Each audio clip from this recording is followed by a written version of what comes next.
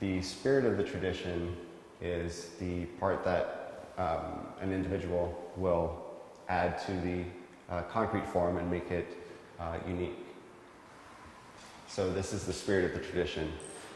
And as you can see, the statues are painted in a typical fashion. The outer garment is painted blue, the inner garment is painted white, and this combination gives the statues their characteristic appearance.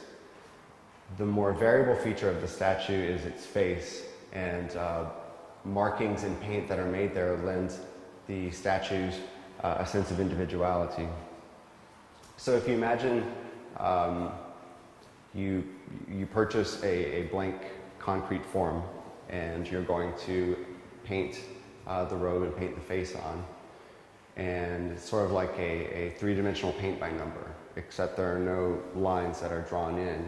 So each painter has to decide which elements are going to be identified, what colors they're going to receive, and which parts to leave blank. So you would imagine that the statues might come in any number of permutations, but what you see is that actually, if you reduce the statues to their basic components, the statues come in one of 7 types, one of 7 flavors. And so what you see here is I'm translating the actual statue into a simplified cartoon of the statue with only the crucial elements identified. And if we put these in order, you can see going from left to right that the faces of the statues exhibit a spectrum of facial completeness.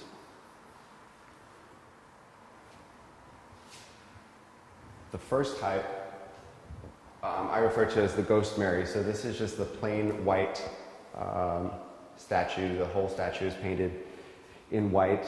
And even though the color white is not invisible itself, white is white, but I think that by painting it white, the suggestion is that the statue has a suggestion of invisibility or of partial visibility or of some sort of ethereal quality to it.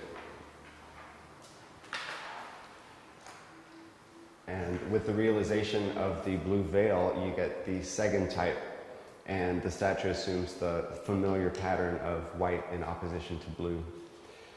The identification of the Virgin Mary with the color blue goes back to the Renaissance, or even before in the Middle Ages, when holy figures were assigned colors by convention. And once the relationship between the color blue and the Virgin Mary was established, it happened, it became basically a permanent association. There are various theories why the color blue was chosen. What I find is that the color blue symbolizes that sort of slippery quality. Water is blue, air is blue. It's sort of suggestive of another realm. There's a transcendence about the color blue that I think is appropriate to symbolizing her, because the Virgin Mary stands in between humanity and divinity and sort of crosses that border. Also, the sky stands between heaven and earth.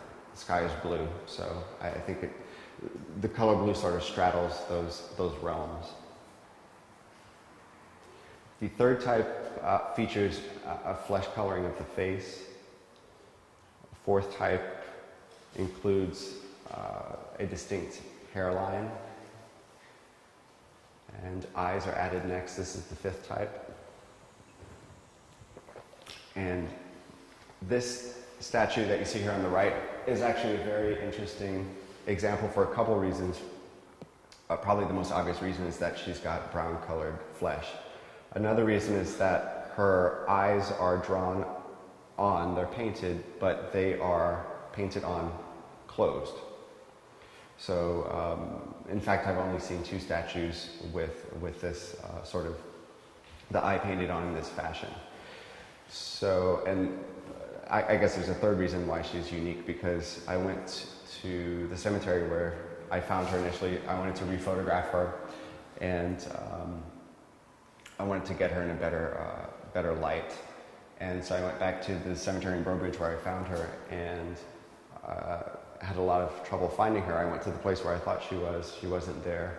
And so I kind of circled around and couldn't find her, and went back to the place where I originally thought she was. And there was a statue there, but she was all white. And so I went up and got a closer look, and beneath there was one area on her neck where the white hadn't been painted in, and you could see the brown underneath. So she had been painted over. Yeah.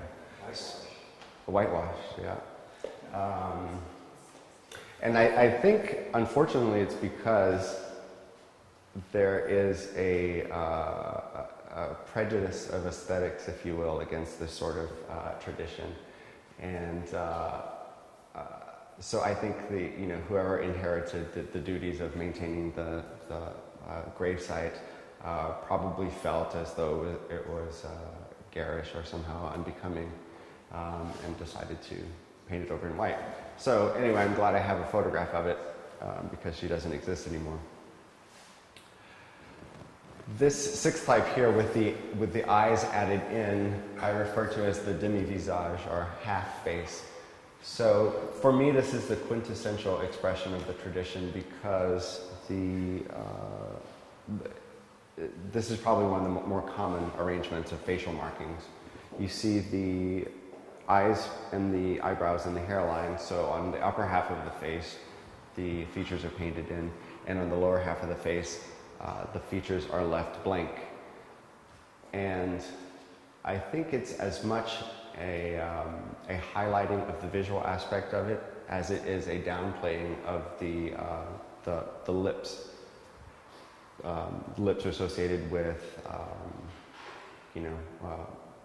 sensual inclinations and are with speaking, and so by not painting the lips in, it suggests a chastity or a silence that is more befitting a representation of the Virgin.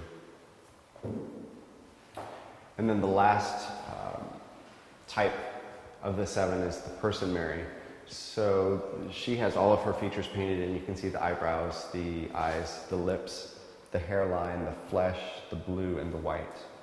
And she stands in contrast to the Ghost Mary on the other end of the spectrum, who had none of her features painted in. So the Person Mary and the Ghost Mary sort of anchor the spectrum.